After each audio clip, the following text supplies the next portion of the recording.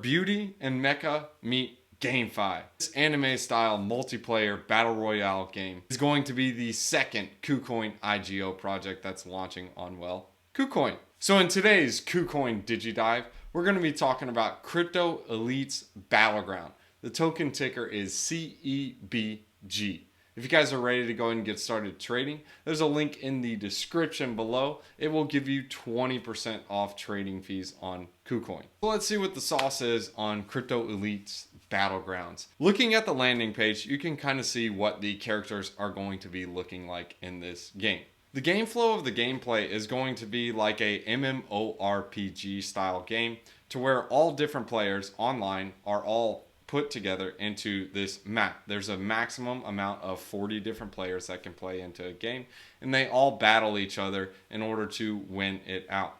What you're battling and trying to win are these two different tokens. I'll explain that later in the video, but the two tokens are CEC and CEG. These are both essential tokens for playing in the game, either upgrading your weapons, upgrading your character, leveling up your guy, just different features involved. And there are also the currency token in order to buy these different NFTs. As you guys can see here, these are a couple of interesting features about Crypto Elite's Battlegrounds. It has the 10-minute feature of the Battle Royale game. Also have the option of the free to enter NFTs. These can be won. These are also given out through giveaways and so on. And then you also have the ability to team up with other team members and battle against your friends. And then lastly, of course, you have the play to earn aspect of this game. And I'll explain later in the video the economics of each of the tokens and how the mint and burn function works in order to create a sustainable economy. So here's just a few of their heroes. As you can see, you got Yamada, Lazar, you got Hill, Canoe, Miffy, Dragonscale. These are just different characters that are inside the game. So a little more in depth on the gameplay is how it will work is you go into a PvP arena.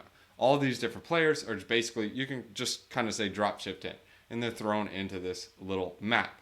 There are different features and ways you can play this game, and they are in ranked or normal modes. So you can go with higher levels and play with people with higher skills, or you can go in a normal mode if you're just testing out the game. Now there is also solo play as well as team play, so there's different battles involved in this. Of course, if you go with a more difficult task and a harder game, you will earn more of the tokens, the in-game currency. Basically how this would work is when you're in battling, your goal is to not die. I mean, it's just like a regular MMORPG game. Once you die, it's game over. You cannot revive. You are allowed to do a maximum of 10 battles every single day. The CEG tokens that you earn and win, those are rewarded based on performance. So if you do extremely well, you win it all, you're going to get the most CEG out of all the other players. Now, you also have other rewards as well, like map drops, you have end of match rewards, and then you have season rewards. So at the end of the match, you will get different treasure chests, and these will either have stamina, repair oil, different items, and so on. And then the season rewards are basically going to be the share of the CEC governance token for winning. So that is basically like your play to earn aspect. Now I want to explain some other features of the flow of the game. There are different randomization factors in this gameplay. First, you have the strength of the teammates. So if your team members are good and your teammates are good, well, that's a bonus for your team. Second, the strength of the player. So if your player is leveled up and stronger than others, it's going to have a greater advantage over other players. Third, the own NFT level and attributes. I didn't even get into the chips and other weapons, but I'll explain that later in the video. You also have the strength of the opponent. So if the opponent is stronger, well, dude, you're going to get completely and utterly wrecked. I want to go ahead and show you guys an example of the gameplay. So let's go ahead and cue this video.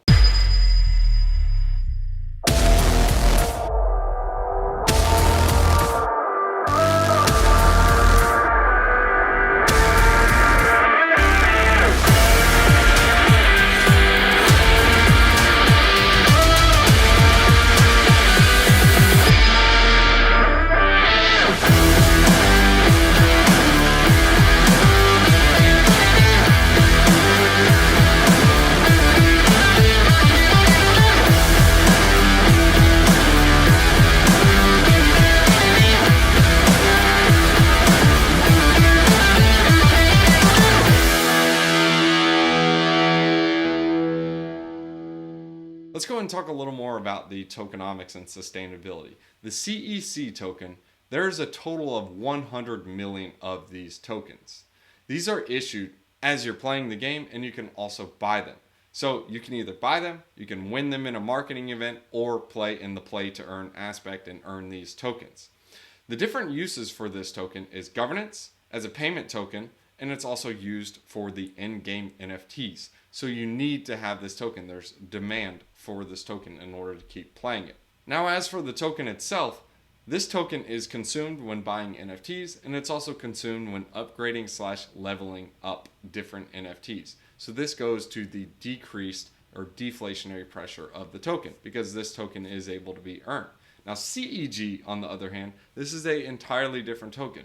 If you're familiar with Axie Infinity, this would be like your SLP token. So this is the unlimited supply, and the only way to get it is through play to earn. This is not sold. This is unlimited, and you only get it through play to earn. The use cases for this token are inside the game. You'll need it to purchase energy, which in order to play into the next quest or into the next match, you do need to have more energy, and you need to reduce your cooldown in order to do that. Because in between matches, you're going to have a cooldown.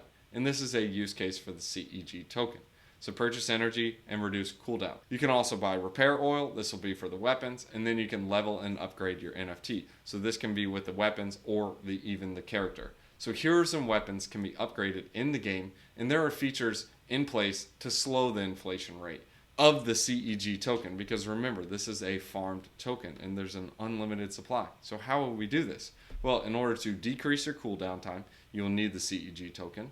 And also, when you level up or upgrade your character, there's a chance that it fails. So the amount that you use is entirely burned and it's no longer there. Like, it's gone. Like, sorry, Johnny, you lose. There's also a raising scale on the NFTs. So it's much easier to get to level 2 than it is to level 3, and from level 3 to level 4, and so on. As you increase your levels, it's going to take more money and more time in order to get to the next level. And then when you upgrade or get a new NFT, there is a 10-day waiting period before listing on the marketplace. So that balances the supply and demand on the market. Let me go ahead and show you guys a couple of examples of the chips and the weapons. The chips are added to the NFTs and add additional attributes and features. So here's a page on the chip. I'm going to go ahead and shrink my face so you guys can see this a bit. The chip has different attributes. The first is HP. So adding this will represent the character's HP. When HP drops during battle, the character dies. So adding more chips will increase your HP. Same thing with the healing. You also have attack, you have defense, you have movement speed, range of fire, magazine, vision, reload, lucky value. There's just different features involved in the game. The TLDR is the higher each of these stats and boosts are, the better off you most likely are going to do. And there are also other features inside this chip, and it has to do with rarity. The green quality, only one attribute is going to be boosted. The blue is 2, purple is 4, and orange is 6. When you add this chip to the character, you're able to boost each of these different features. So that is the chip. The chip is the level up. So the more rare the chip, the better it is for your character. Now here's a quick overview of the weapons. Each firearm has 7 basic attributes. You have attack, range of fire, vision, magazine, reload, and durability. These are all different features in the weapon, and they all have different things. I mean, everyone knows, like, if you increase your attack, well, that will just make the weapon stronger. Same thing with range. If you have a lower level range on your weapon, well, your weapon can only shoot so far, but if you increase it, well, you can now shoot it further. Just different features involved with that. If you guys remember watching the gameplay early in this video, I think you can kind of understand how it works.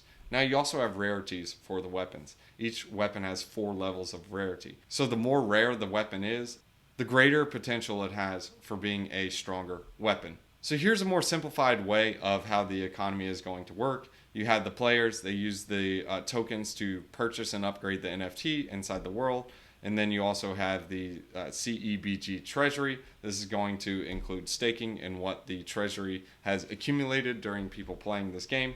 And then you also have the CEC holders. So these people would be staking it to earn some of the rewards from the treasury. And also when they're staking this will also govern the world. So like, hey, I want this to happen in this game. Hey, I want this to happen in that game. hey, I think we should decrease this. And as the game is profitable and has revenue, this will be paid to the treasury, which will then be paid to the holders. Now, on the player side, you can see they are using the token in order to play in the game and participate, and then they earn rewards for playing. They can either sell this token as the CEC holder, they can either exit the flywheel right here and sell, or they can say, hey, I'm going to stake so I can get rewards, and then the rewards they can either use in the game, or they can keep throwing it into the staking pool. So those are different features, and this is just a quick overview of the flywheel. Now, here are some different partners that they have. They got KuCoin, they got Certic, they got Fans, GameFi Daily. They have several different partnerships and team members that are a part of this, helping this game go on.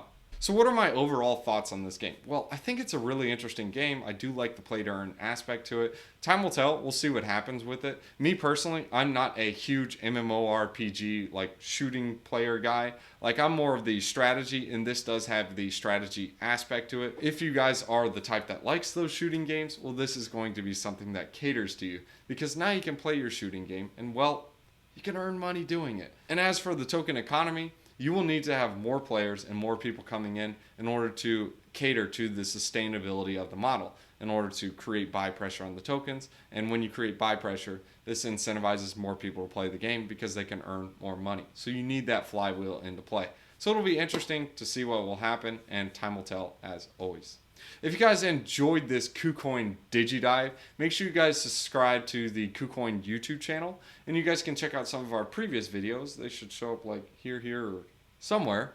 And if you guys are ready to go ahead and get started trading, there's a link in the description below that will give you 20% off trading fees. Thanks for tuning in, guys. See ya.